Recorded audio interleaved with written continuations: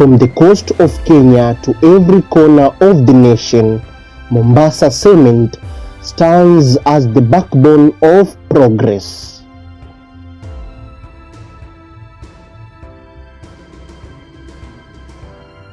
With world-class technology, sustainable energy solutions, and unwavering commitment to quality, we build more than walls.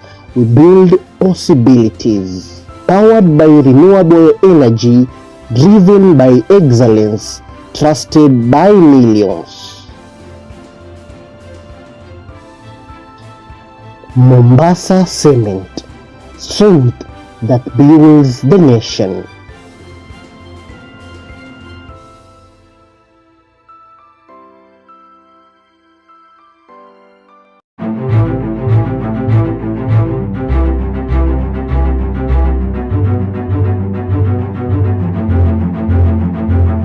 In every great structure lies a story of strength.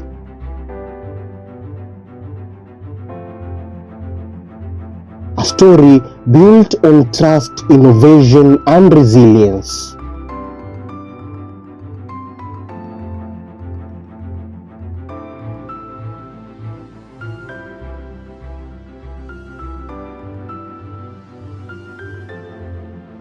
From the coast of Kenya to every corner of the nation, Mombasa Cement stands as the backbone of progress.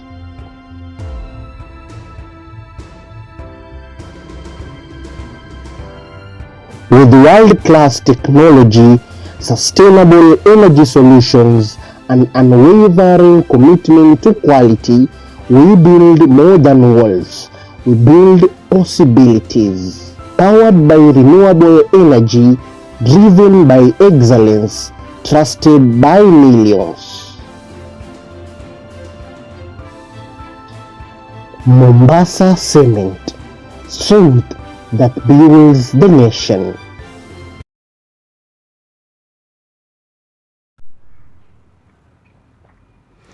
Hello everyone, welcome to Let's Voice podcast, whereby we entertain you, inspire you, and motivate you. My name is President Amoha. I'll be a host at today's session of Youth Baraza, talking about this depression and anxiety among students. In addition to, kindly subscribe to our channel. If you are new at this channel, make sure you hit the subscribe button. And for our viewers, kindly hit the like button on the live in order the YouTube algorithm to push our video to more and new viewers.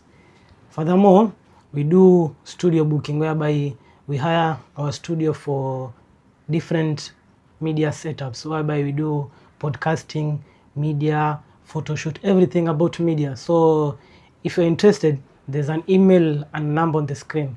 Kindly hit the number and the screen in order for more inquiries. So today I'm blessed to have two awesome guests. I'll give them privilege to welcome themselves, tell us what's their name, where are they from, and what do they do in the society. So I'll begin from my right hand side. Thank you very much, President Amoha. My name is Riame Idi Kibwana. I am the current Secretary General MKU Mombasa Campus. I'm very honored to be here and talk about the matters that affect us as youth. Thank you. Thank you. So to my left hand side. Thank you so much for this invitation, Moha. My name is Felicity Maingi. I am a law student at the University of Nairobi, and I am glad to be part of this amazing conversation about mental health, and especially among students. Thank you. So to you, Felicity. Yes. What is the difference between depression and anxiety, to your opinion? In my opinion, depression, I will explain it on how someone feels. When you're depressed, you feel very low. You don't have the psyche to do a lot of things. There's this general cloud of sadness that is around you. You start withdrawing from the things that you normally do. You fall behind on work. And then anxiety, on the other hand, I tend to imagine it's like that the moment when you're about to be, example, if you're being chased by a lion, your body produces adrenaline. So for anxiety, I feel like it's your body producing adrenaline, though there's no danger. So you feel you're seated, yes, you're feeling. I'm trying to avoid using the same word to define the word, but you're feeling that feeling. Yes, that's So for me. do you say anxiety and depression all stand in the same place? Yeah, they are, I would call them brother and sister, because sometimes one leads to the other. For example, if you are exposed or you experience anxiety for a long time, you're most likely to end up being depressed, because that is not ideal. Yes. Okay, thank you. So to you, Riame, can you tell us the difference between depression and anxiety? Well, my colleague here has already mentioned a lot, and I'm siding with her. But in simple terms, I would like to define depression as a mental state that mostly affects, it is more than sadness, and it mostly affects the emotions, the nervous systems. You more feel like being alone, empty. And in anxiety, I will say that it is more of excess of fear. As we watch from movies, Yeah. we see people trembling, sweating. That is more of anxiety. Like you have a lot of fear about something that might not or may happen to you in future or in present. So to you, Riame, why do you think many students these days they struggle with mental health or anxiety or depression? Why do you think? Well, as far as our students are involved, we can say that it is more of academic pressure, peer pressure, financial struggles. Yeah, I think that is more so peer pressure. That is what affects us the most. Peer pressure from who? Because others saying peer pressure from home, from my friends, from my colleagues. Peer pressure, it comes from a fellow peer. So it is more of, when you are in campus, people are from different backgrounds. You can see that there is a fellow classmate or a fellow schoolmate.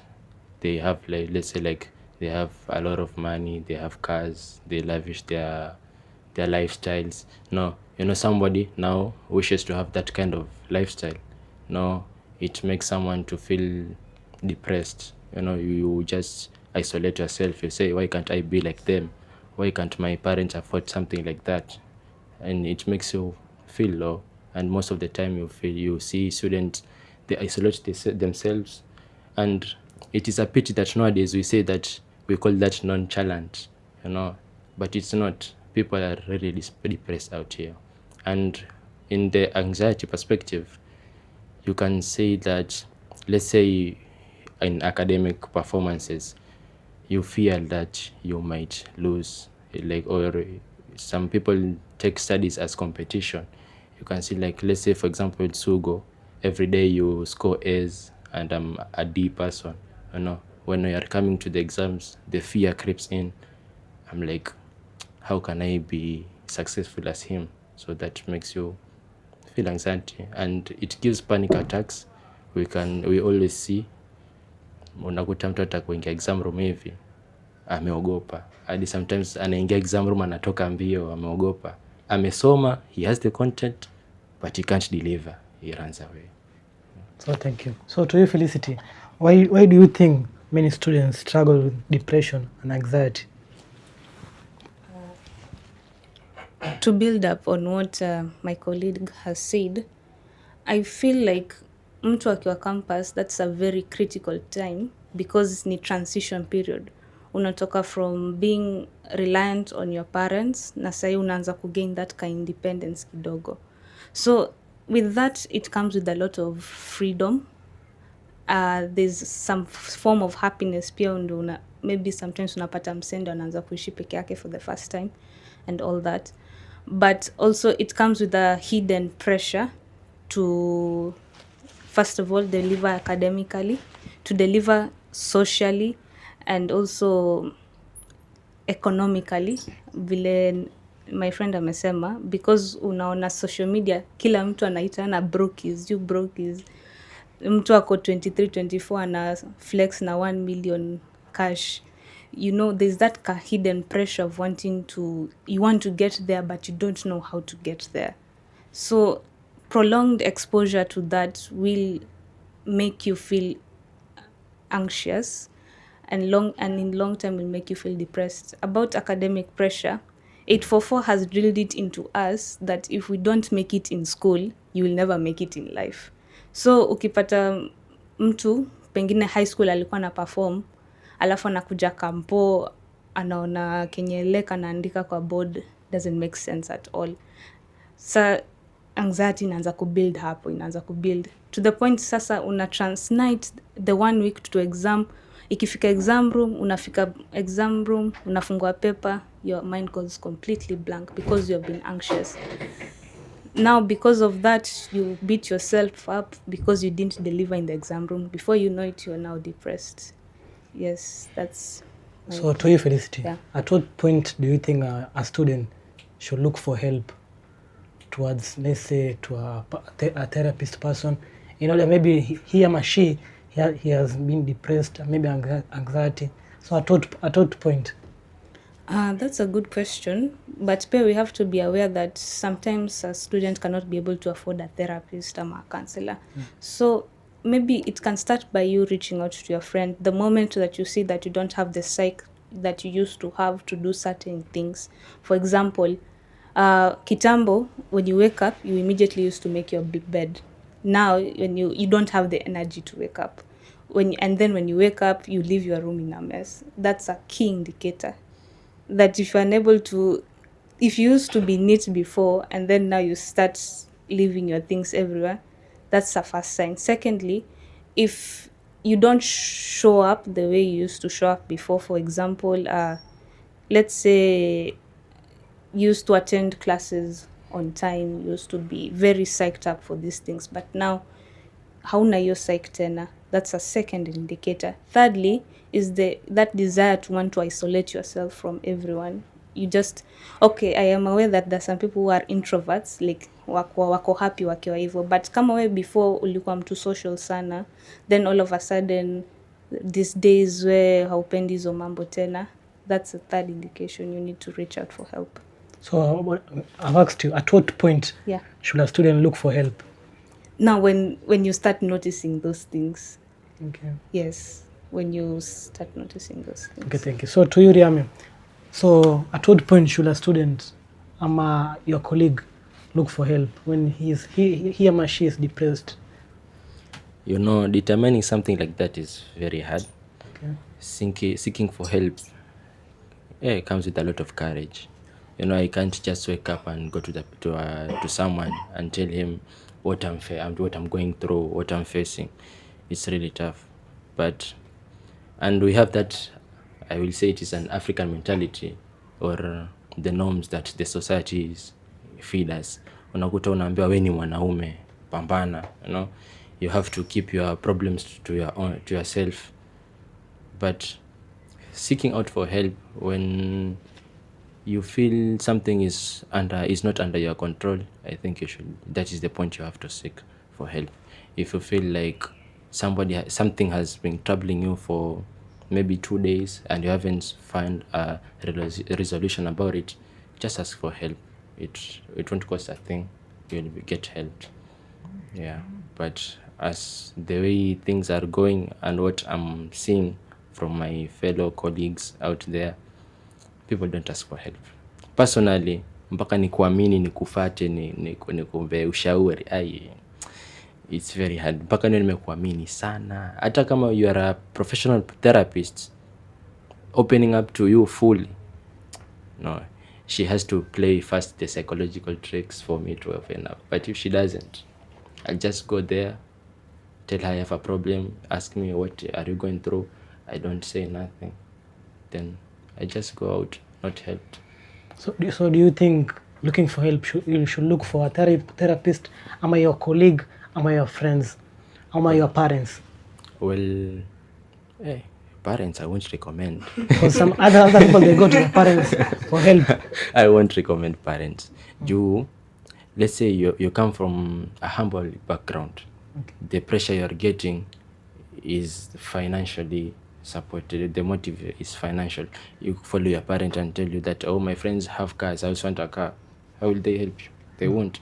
They will ridicule you, they will abuse you and make you more depressed. So I don't think parents, maybe to some parents they may, but according to me, I won't follow the parents.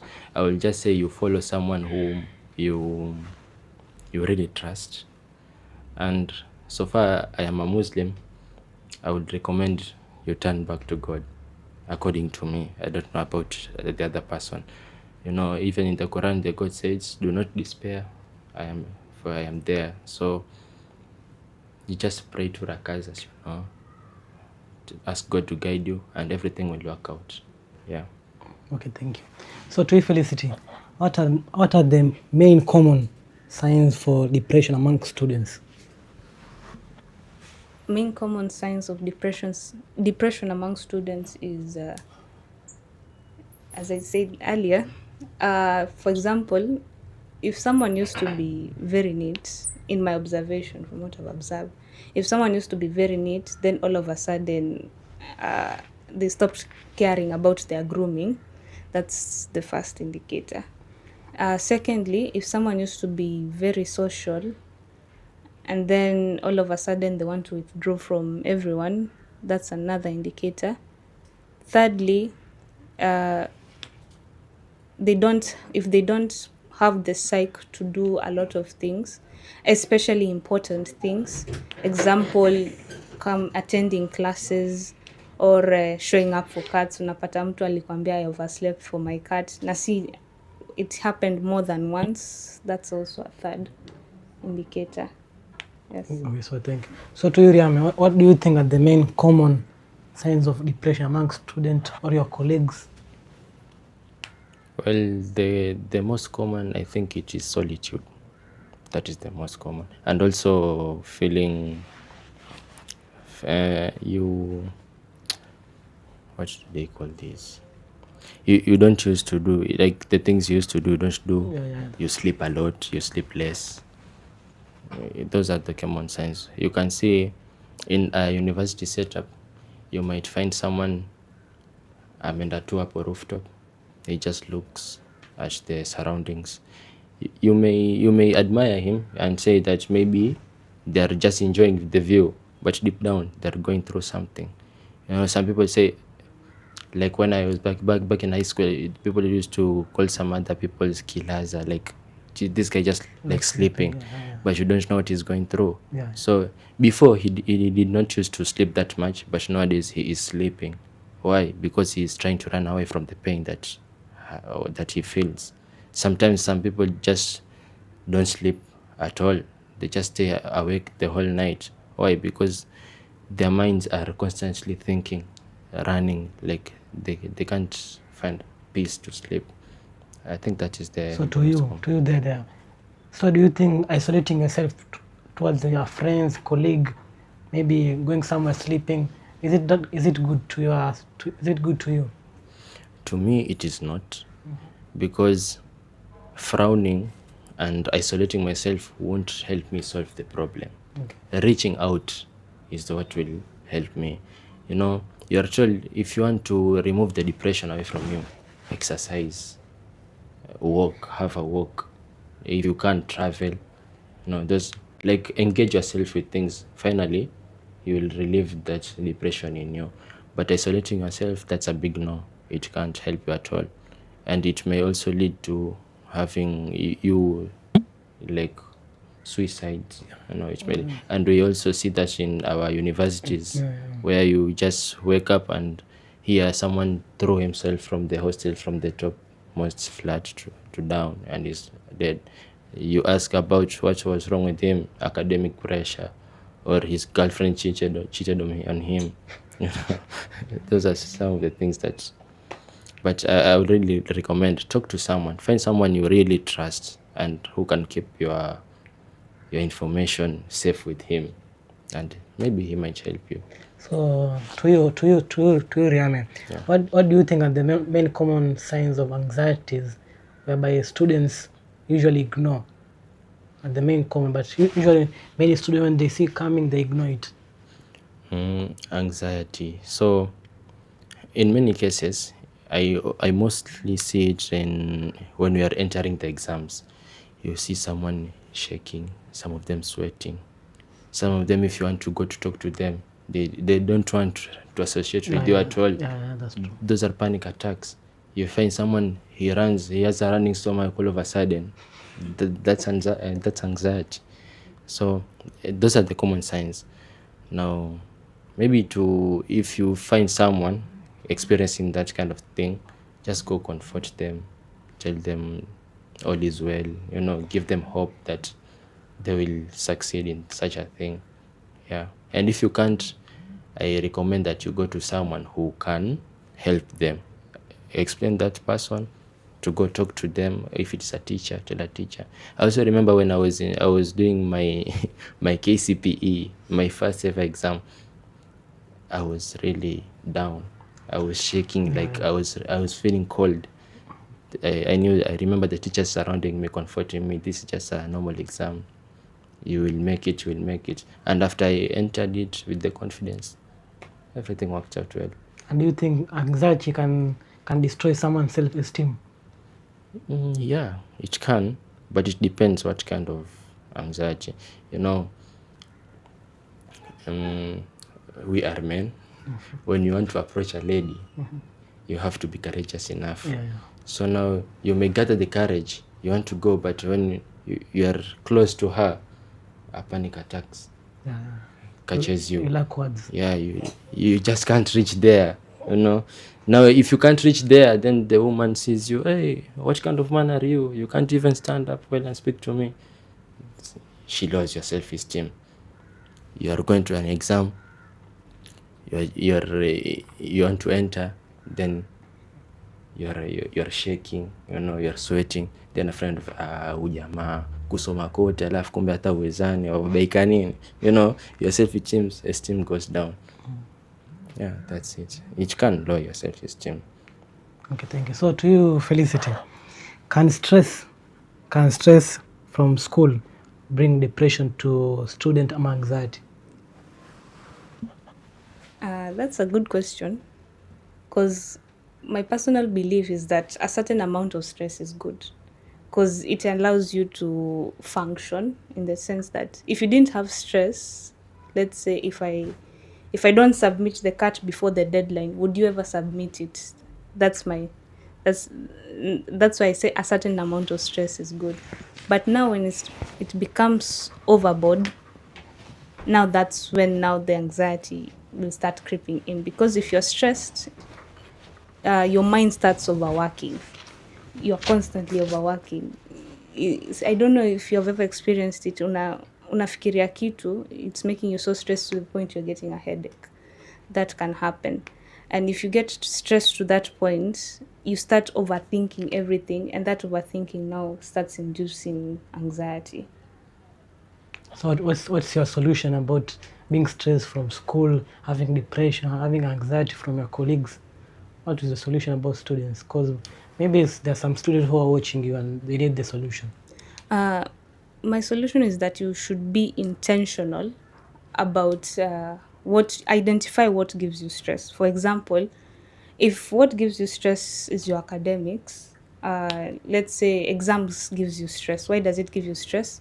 Because maybe I've not prepared well. Start preparing early. That's one. If you get stress from your friends, ask yourself, why are they giving me stress? Maybe they're saying that we need to get money at any means. That gives you stress. Leave your friends. If that's not aligned with your values, I think it's time you moved away from them. It's being intentional. Those small acts, it's like revising every day. When you revise every day, by the time exam inafika, the anxiety will be less, the stress will be less, because you'll feel prepared. Okay, thank you. So to you, Riame, so how does social media affect student mentality? Whereby, as I know you have many friends. Let's say you have many friends who are on social media, they buy good things. So there are some students who maybe they are watching, say, I need to buy that thing, but he does not have the income so he gets depressed to buy it. So how does social media affect many students? Well, according to my observing, social media affects negatively and also positively, but mostly it's negatively, because utakuta kuna dem kwao, they're well off. Each and every weekend they go to party, they go to big hotels, they ride let's say the motorboats, the motorbikes, partying now and then. But in their contact list, there is another girl that watches every day, every weekend. When they open their statuses, they see viewers. yes, they see the lifestyle, and then they end up wanting that life. And that's why nowadays in Kenya, it is very common that kuna wababas. Most of those ladies, that is the resultant. It's the resultant of what they see in the status. Mtu anataka ile life, na ukikuta now the older men who are rich take advantage of them. You want such a life, you have to be my side chick. And so unapata tu madem wanaenda clubbing, hata hao sasa wanapost hizo. Now they feel like they are in the same class as the other rich kids, na hapo sasa unakuta wao ndo wanaumia, maana if mbabas you don't know his health condition, your studies, you can't focus anymore. So social media really disturbs us. So me, I saw statistics whereby many students, many, let's say, different gender between men and female, meaning they're running for the people who have money, maybe say wababas, wamama. So they're running to them because they're looking for the best life. They're seeing on the social media people going Zanzibar, people going to the boats. So do you think that statistics is good to you? It is correct, but it is not good. Yeah, it is correct. Like, we see it is very common nowadays. Watu kunjwa na fake life wengi sana, wengi. Tena utashangaa mtu tena anaweza kuja anakuringia, anakutambia nini, but she is faking their life. There's a saying that says cheap is expensive. Sawa umepata mbabas, it is not your money, you are eating his money, but at the end of the day, how is your health condition? You may get pregnant. How about your future husband? Before you do something, just think yourself. If you are a woman, think of the male version. If you have a guy doing the same thing as you, would you like to marry that guy? If you are a guy doing something... To cut in short, these days students, they don't think about pregnant because there are many pharmacies which they sell the medicine. So her mind knows that when I'm with this guy, I'll benefit somewhere because I cannot get pregnant with this guy. He'll do everything. Even now there's that for injecting.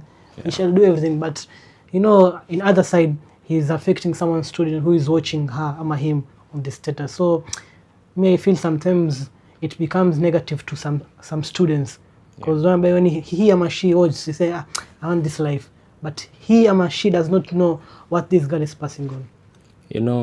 As the way you have mentioned it, there are contraceptives, those things. Sasa, it is scientifically proven that those doses may affect you biologically. That's true. Sasa utakuta now you are partying, yes, umedunga hutapata mimba, but in future unaweza kuja kutaka watoto, unakuta unazaa mtoto anafariki ama ushiki mimba at all. Ukikumbuka, I was partying, I used those pills. It really affects us. Mtu anaweza sema it is just for today, or why does it matter? But in the long run, it really matters. Yeah. Okay, thank you. So Felicity, what's your opinion about the social media part? How it affects? Yeah, it affects mentally about students.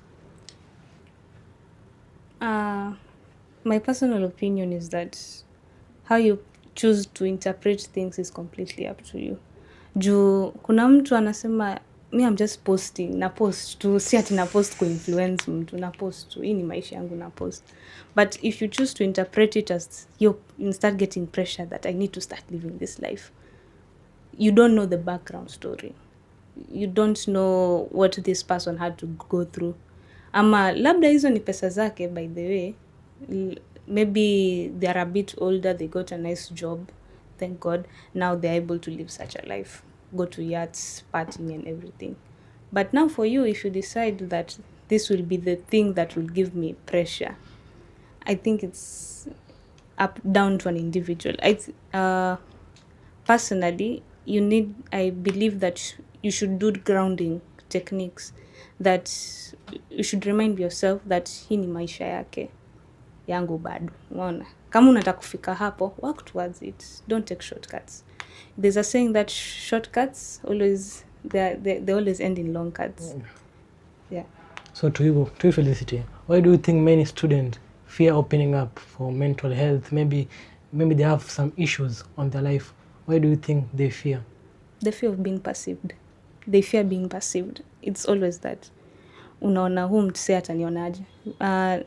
Nani mentioned, my colleague mentioned that men kuna hiyo kitu in society that when ni mwanaume, how can you talk like this? How mbona unalialia hapa nini?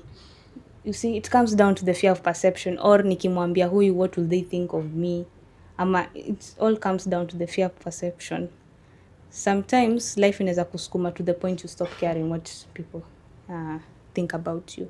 But before you get there, you need to call to yourself to a meeting. Okay, fine. Akiniangalia hivi, akiniona hivi, atafanya, atadu, atanipeleka wapi?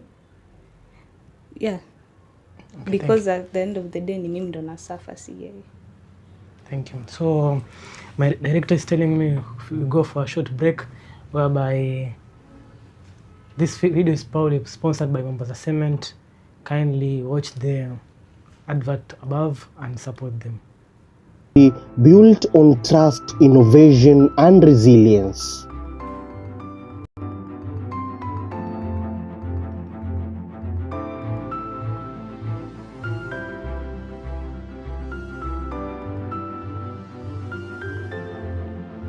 From the coast of Kenya to every corner of the nation, Mombasa Cement stands as the backbone of progress.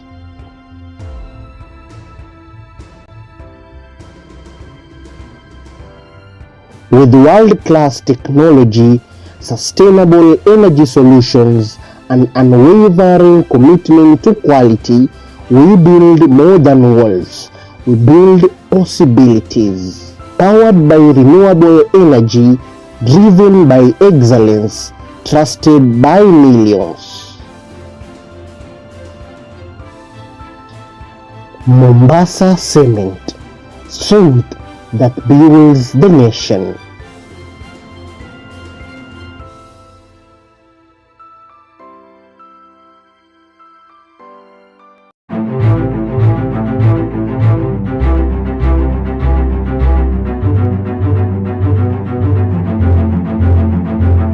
In every great structure lies a story of strength.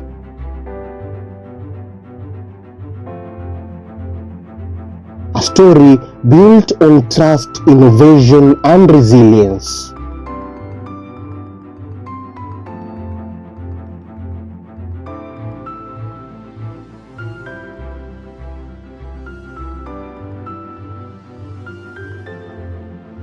From the coast of Kenya to every corner of the nation, Mombasa Cement stands as the backbone of progress.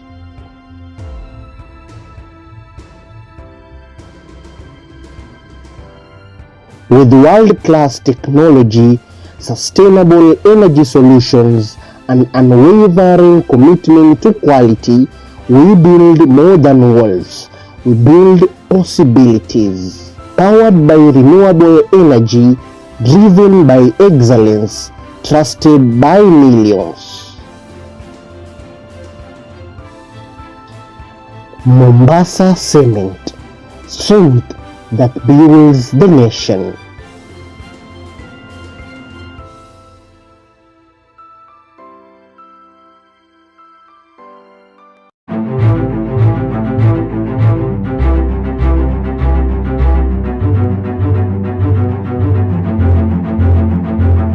In every great structure lies a story of strength.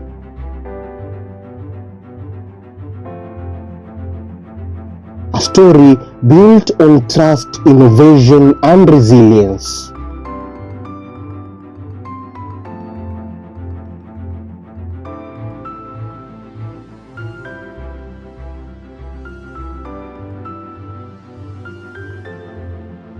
From the coast of Kenya to every corner of the nation, Mombasa Cement stands as the backbone of progress.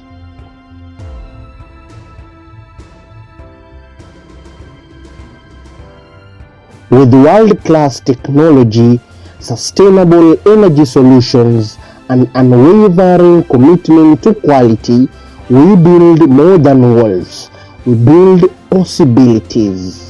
Powered by renewable energy, driven by excellence, trusted by millions. Mombasa Cement, strength that builds the nation.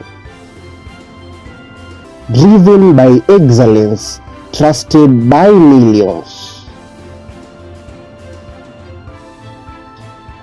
Mombasa Cement, strength that builds the nation.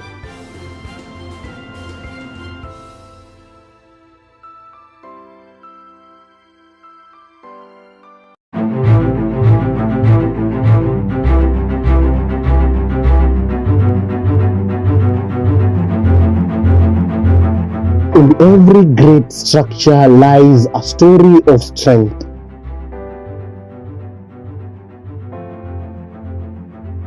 A story built on trust, innovation, and resilience.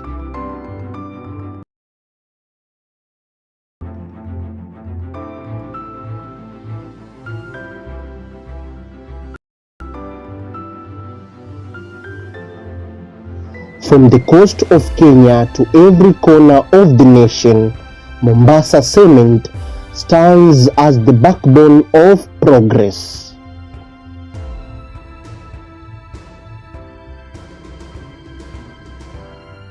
With world-class technology, sustainable energy solutions, and unwavering commitment to quality, we build more than walls, we build possibilities. Powered by renewable energy, driven by excellence, trusted by millions.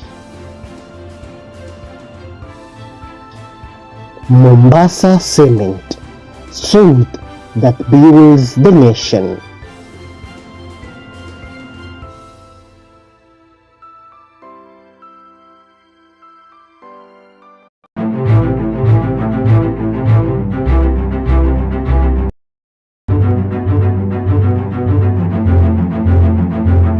In every great structure lies a story of strength.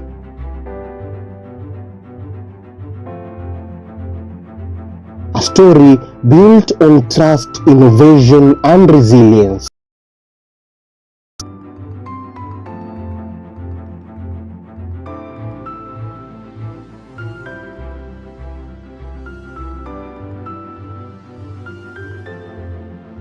From the coast of Kenya to every corner of the nation, Mombasa Cement stands as the backbone of progress.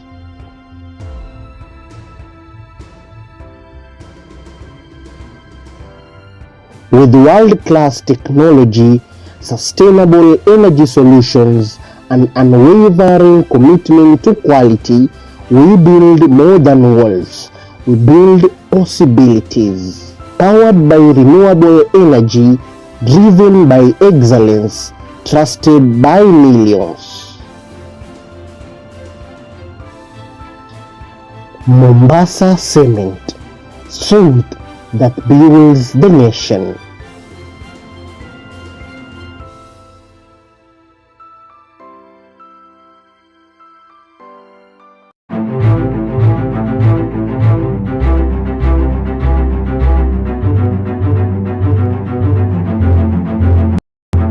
In every great structure lies a story of strength.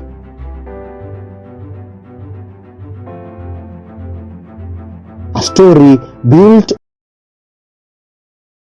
resilience.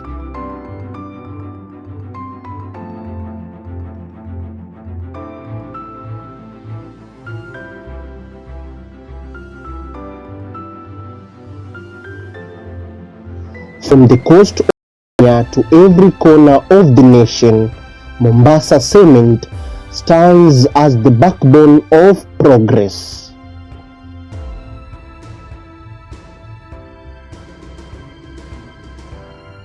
With world-class technology, sustainable energy solutions, and unwavering commitment to quality, we build more than walls.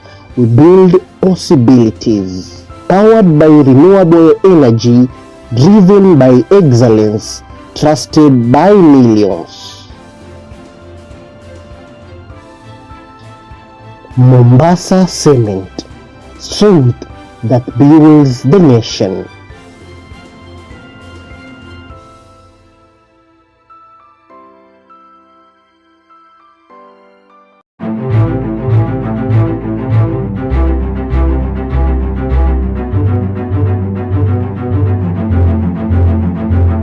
In every great structure lies a story of strength.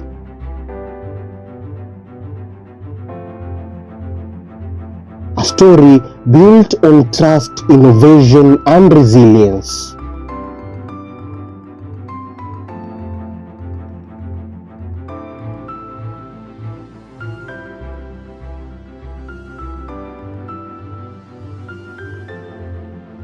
From the coast of Kenya to every corner of the nation, Mombasa Cement stands as the backbone of progress.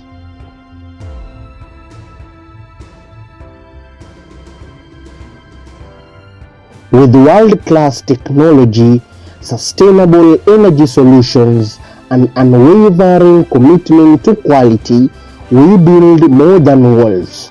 We build possibilities. Powered by renewable energy, driven by excellence, trusted by millions. Mombasa Cement, strength that builds the nation.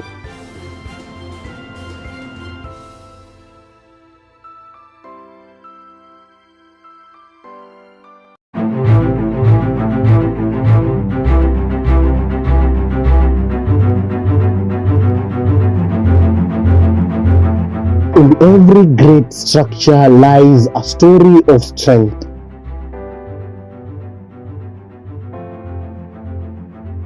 A story built on trust, innovation.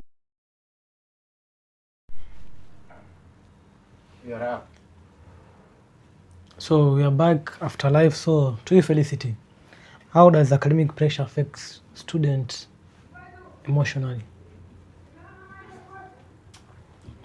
Academic pressure, how does it affect students emotionally? Yeah. The pressure to deliver can really give you a lot of stress, because say if you are a high performer in high school or in primary tuseme, then now you come to campus and you're not achieving what people ama whatever you used to get in high school. For example, in high school you are an A minus student, then you come to campus, your grades are struggling, you're getting B's and C's, sometimes D's hapa na pale.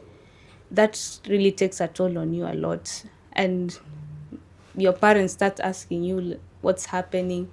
Sasa wanaanza kusema unaendanga sherehe ndio maana ufocus, or that you're not reading. Now maybe you're trying your very you becoming depressed because you're unable to deliver. So do you think mambo na say fees, mambo na saying maybe having some soaps can lead to emotional to students? Yes, it can. It can. If you're forced to defer a semester or two because you are unable to pay school fees, that can leave you very depressed, because wale marafiki wako ulianza nao itabidi waachane nao, and then they go on to the next level, sometimes even graduating ahead of you. So una feel like you've been left behind. And then pia academic pressure. yes, also that can lead to some form of depression, especially if you're unable to deliver. Okay, thank you. So to you, Riame, what roles do exam and grades play in mental health of a student? Exam and grades. Yeah. You know, in campus, it is somewhere where you have to convince your parents that you are studying. You have to convince your friends that you are not studying. And you have to convince yourself that you will study. You study, yeah. So, kwanza hizo grades zako zina depend hapo katikati. Wenzake kuona unasoma, wanakukriticize, angalia uchopii. Wajua wanakuita chopii, wanakusifu, but ni kama wanakuridicule. Huyu jamani msomi, kwetu, sijui campus zingine, lakini kwetu kuambia wewe ni msomi, hey. Hapana, yani inakaa kama mtu anakudi. Yani anakuambia kama ni bukuoma vile, haifai. Na nyumbani mzazi anajua amekutuma, lazima umconvince kwamba unasoma. Yeah. Sasa na wewe mwenyewe sasa kuna ile personally, mzazi kando, marafiki kando, mimi nataka kusoma. Sasa hiyo ukisoma kitabu unaona mtu nakafunga, unasema acha tu nione mimi sisomi. Sasa shida sasa inakuja sasa pale sasa grade sasa. Grade sasa utakuta sometimes unaweza kuja umepita, unashukuru Mungu manze, asante nimepita. Sometimes umeudunda sasa. Depression inaingia, mbona sikusoma. Sasa unajikuta sasa unajiisolate sasa mwenyewe. Unajiita mkutano, unajijudge, enyewe siku fulani sikusoma, ile time nilikuwa nafanya kitu fulani. So grades do matter. Na pia they can raise your self esteem. Unajua kuna ile furaha hujasoma na umepita. Hiyo inakubamba sana. Kuna ile umesoma, umeng'ang'ana na umeanguka. So you feel very depressed. Grades, I think the curriculum has to look away for not grading us that way, because nowadays grades define how intelligent you are. That's very unfortunate. Unaweza kuta mtu is a genius but in another sector, but the grades you get, they define you. So utakuta tu unajaribu kuongea tu mahali unaambia awe nyamaza na ulipata D. So unashangaa like surely mimi nikikuweka field nyingine yangu napata A, napata D. Lakini sasa hii yako ndio vizuri. So the society judges us with the grades that we get in high school, not knowing that the grades don't define how intelligent we are. They just define how well we can memorize what we have been taught in school. So according to me, grades really matter in terms of depressions. So do you think parents wanachangia kwa wanafunzi kuwa na depressed cause after exam, tuseme kama umefail hivi, you become more depressed, unajua I had certain grade, nimefail. So do you think parents wanachangia? You know, parents are different. Kuna mtu kwao akiingia hivi bila A, hiyo ni shida. Ni shida kubwa sana, shida. Sasa utakuta kijana anang'ang'ana nasoma, amepata tuseme B, hajafikisha ile target yenye mzazi wake anataka.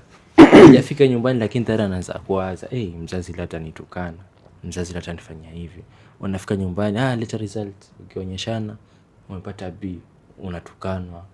After umetukanwa ndio unajifungia kwa room, stress ni mingi, mzazi hana raha na wewe. Sasa una feel depressed. Alafu kama kuna kitu wewe inachoma sana ni kama umedisappoint mzazi. Hiyo kitu wewe inauma sana. So like you are just there in the room, unafikiria mzazi amekasirika, nimemdisappoint mamangu kisa maana sijapata ile grade. So I think now wazazi lazima like waelewe wanafunzi. Everyone is able differently. Kama exam hii maybe amepata hivi, nyingine we never know how improve zaidi. So wazazi wanachangia zaidi sana. Lakini wazazi wa siku hizi they need good performance only.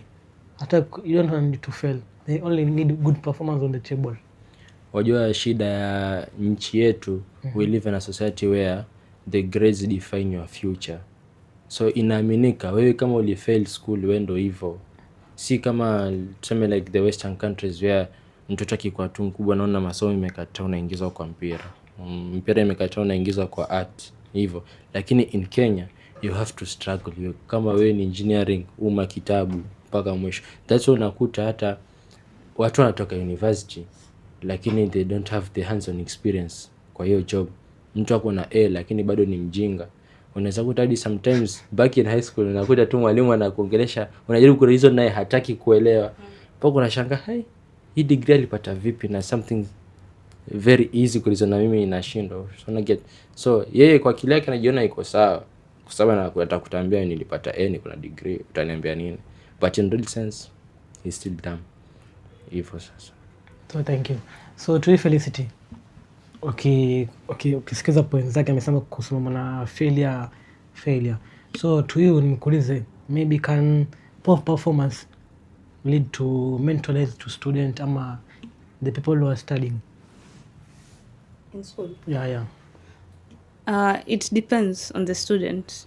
Kuna wengine waliingia shule walijua masomo is not their thing, so akaanza kushika vitu zingine. Unaanza pata na thrive sana kwa public speaking ama yeye MC, like kukiwa na any event shule, MCing is very good. But sasa if you are that type of student where from a young age ulikuwa unaambiwa you are a smart boy or a smart girl, ama ulikuwa unajua jinsi yako ya kumake it ni hii masomo, we kudansa hauwezi, haujui public speaking is not your thing, haujui kuimba, so unajua this is your main way of making it, and then you perform poorly, that can lead to some form of depression. Juu sasa unaanza kufikiria sasa nita make it aje, na hii Kenya nategemea hapa haijipi.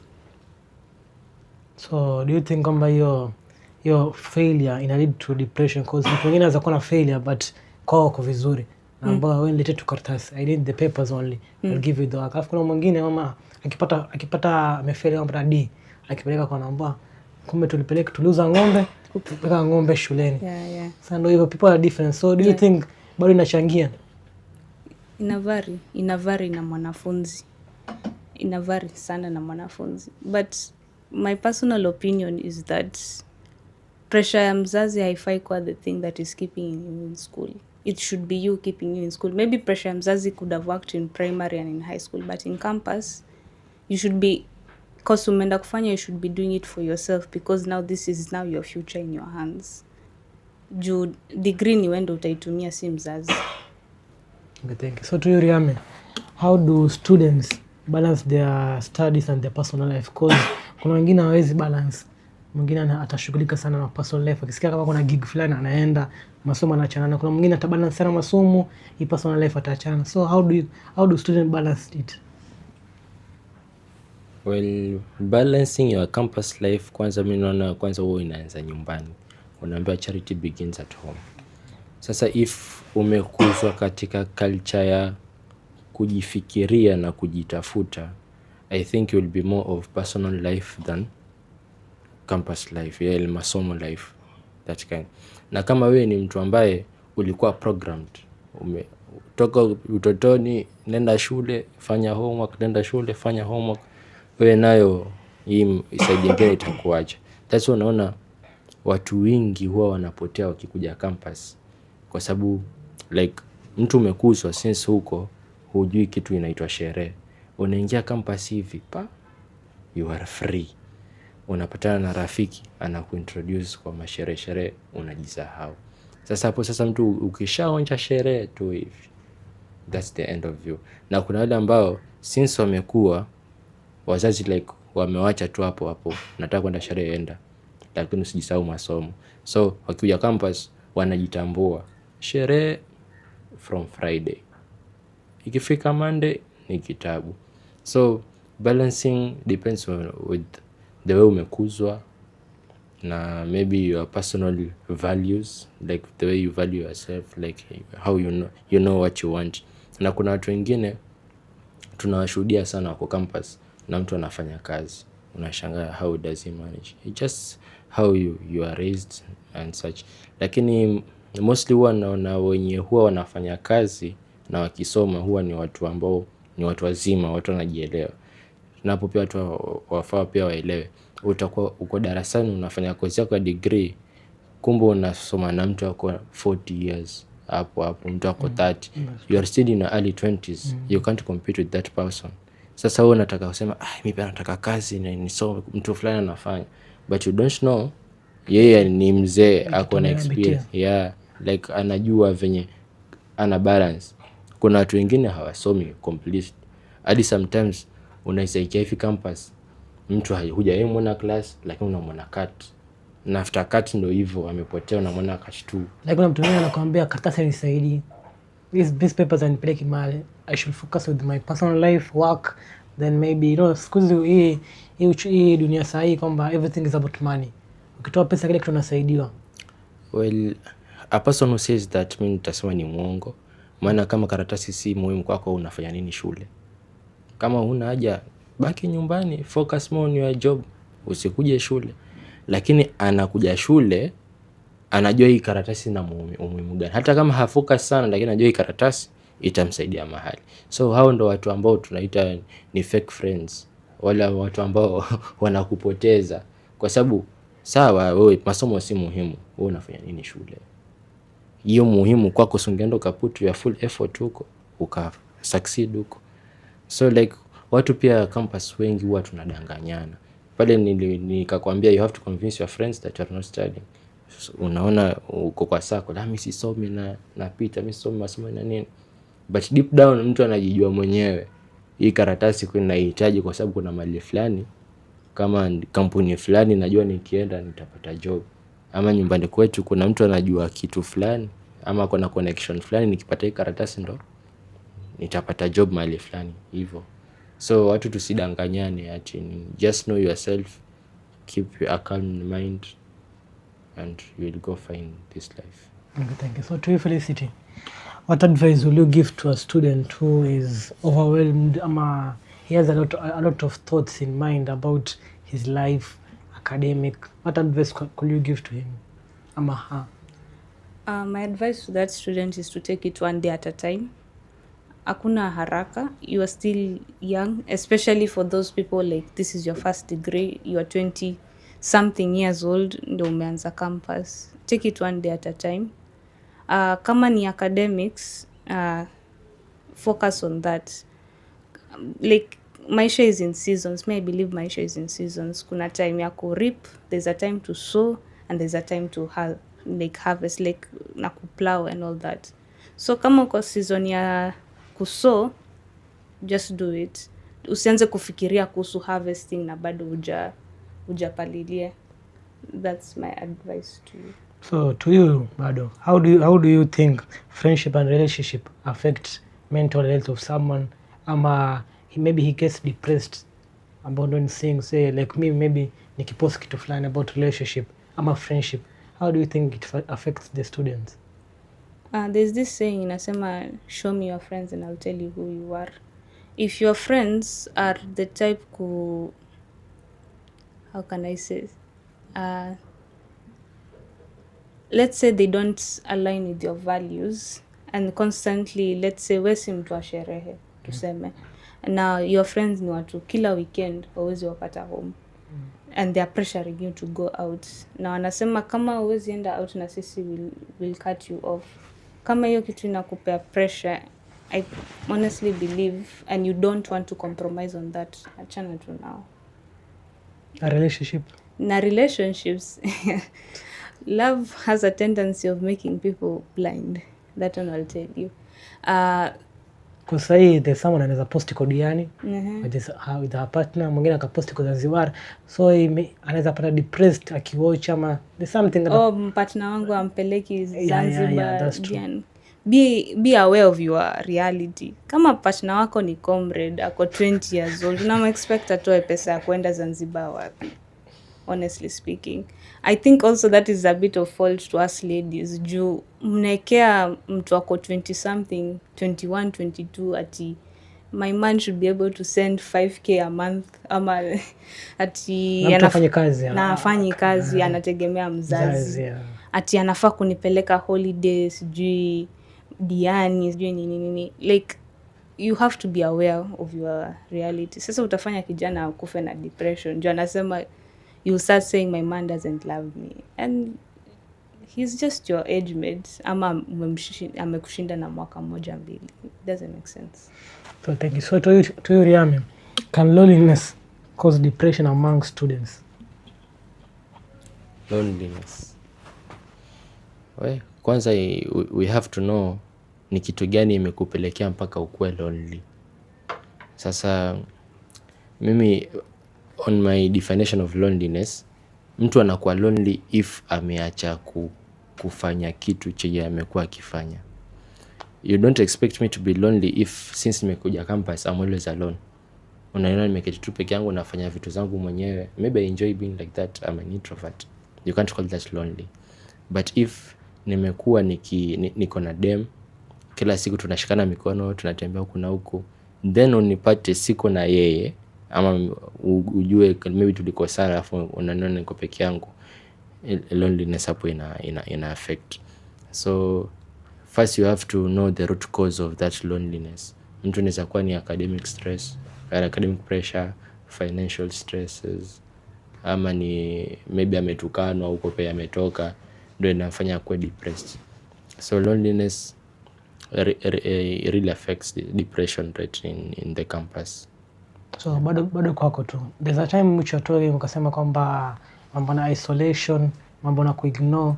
So what should a student do akifeel kwamba me am isolated ama me I feel ignored? What should a student do? Well, the first thing I will recommend you find the right circle, because watu wenye na kuignore ni people who don't value you, and you shouldn't be around people who don't value you. Find your own circle. Ndio wanasema why fit in when you can make your own table. Hivyo. Yeah. Kama wao wanaona hauendani na wao, like unafanya vitu kando na venye wanataka, just be yourself. Soon you will attract someone who understands you na mtaprosper mkiwa nyote wawili. Okay, so thank you. So to you Felicity, how is family important to some difficult issues? Kama let's say kama ni mtu ni comrade, maybe akona depression, maybe akona anxiety, maybe akona academic issues, how does parents become a hand or a shoulder to the student? I can say it depends with the parents. There are some parents who don't believe in depression. Unasema uko depressed kwa nini na we are providing for you everything. But if you manage to, if God blessed you with a parent who is very understanding and anaelewa that you're also a human being, if you manage, I know colleague wangu alisema haizi recommend ku open up kwa mzazi, but if you have a very understanding parent, a parent who okay fine atakukelelesha kidogo, but will help you find a solution to whatever you're going through, I would recommend running to your parents. One, they are older than you, they have seen much more, and hence they would know like how to navigate through that.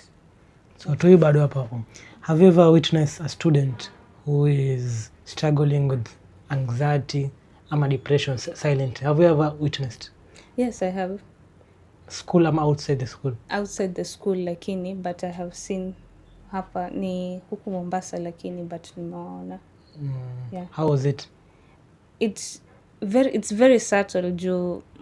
Depression, it started like kijana ameacha kwenda shule, like they stopped attending their classes kidogo, they stopped going for their exams, slowly like that.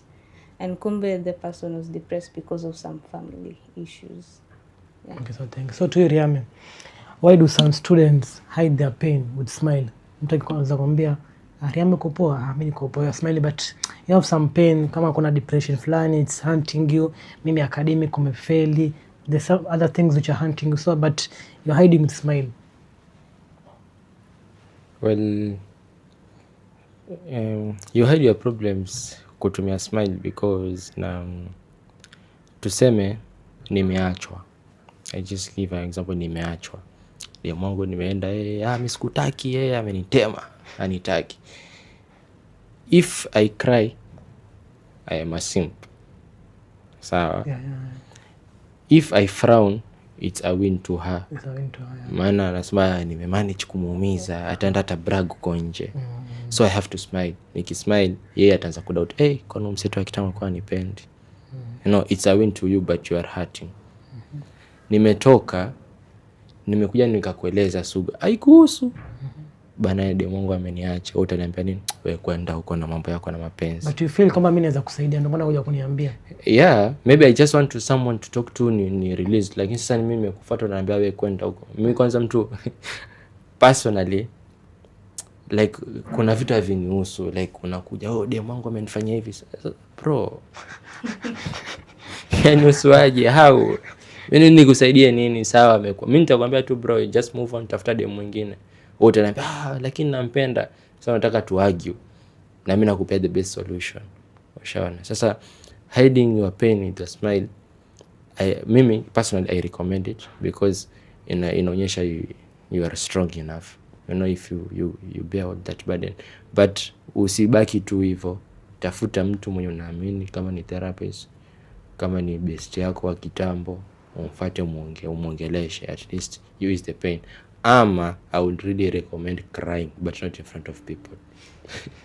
Unaona most men tunakufa na pressure kwa sababu hiyo, kuficha vitu ndani yetu na smile. Cases nyingi za watu wenye pressure, hizi magonjwa heart rate sijui kwenda mbio, ni wanaume tuko nazo kwa sababu of what we withhold inside.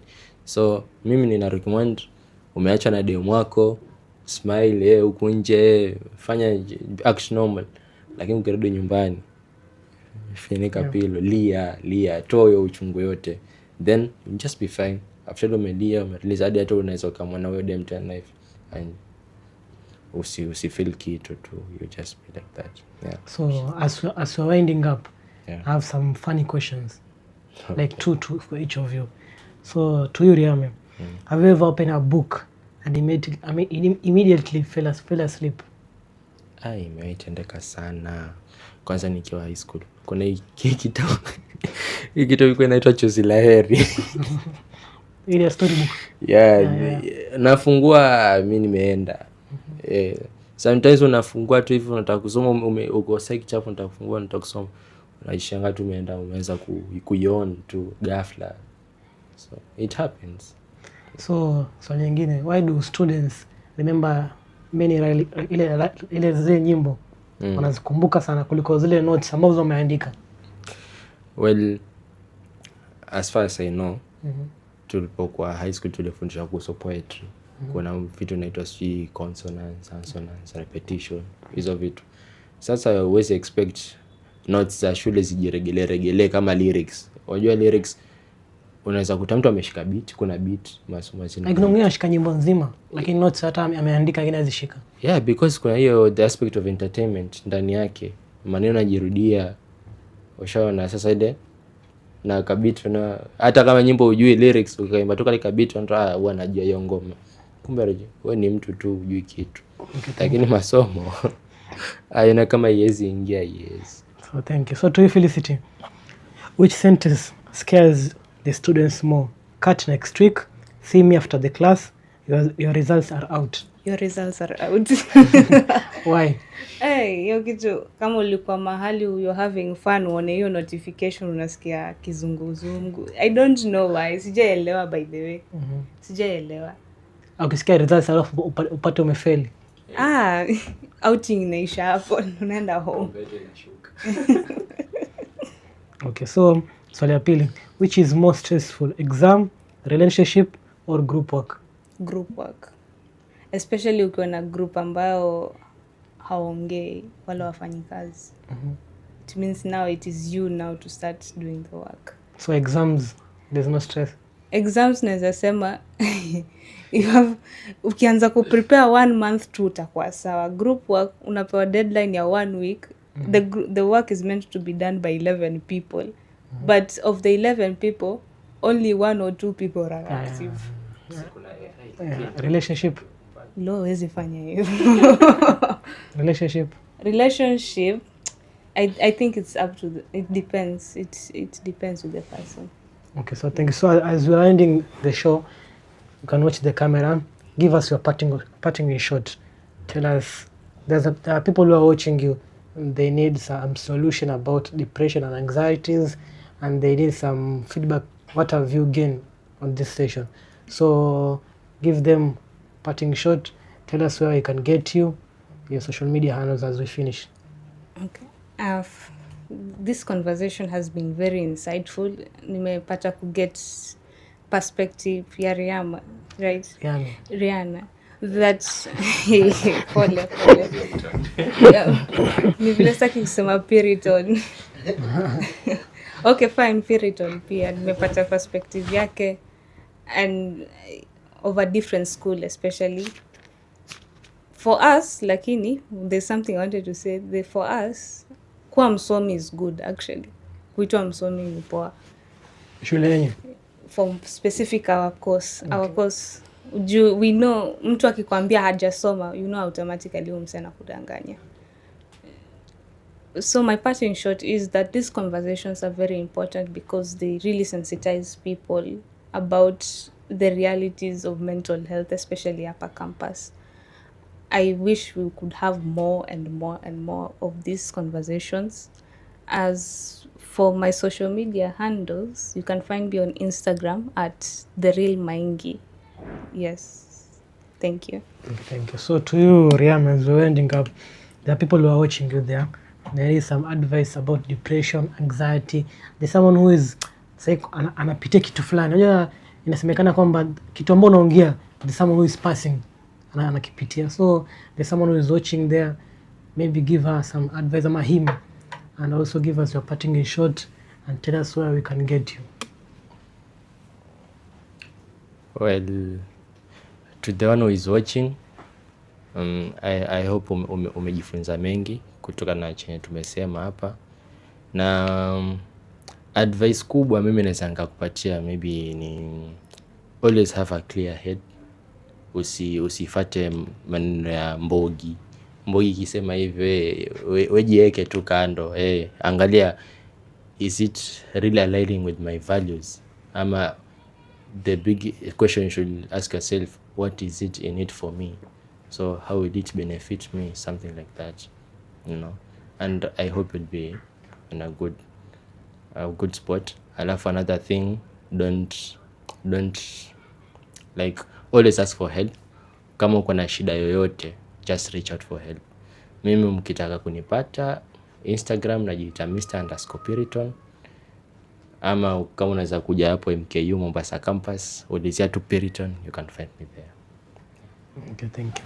So we had a nice session. By the session, it was so impactful to our guest.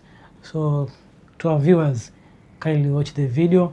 Make sure you subscribe to our channel and also hit the notification button to get more videos. In addition to hit the like button on the live in order the video can be pushed to our new viewers. And also we are doing a studio booking whereby we hire our studio for media setups, whereby we do podcasting issues, we do media issues, photo shoots, everything about media. Just if you are interested, there's a number on the screen and the email. So just hit the email and you'll get being answered. So it was a nice session. I was your host, Presenter Moa. Till we meet next time, have a nice time.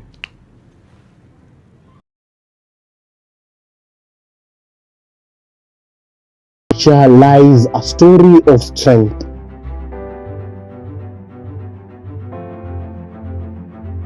A story built on trust, innovation, and resilience.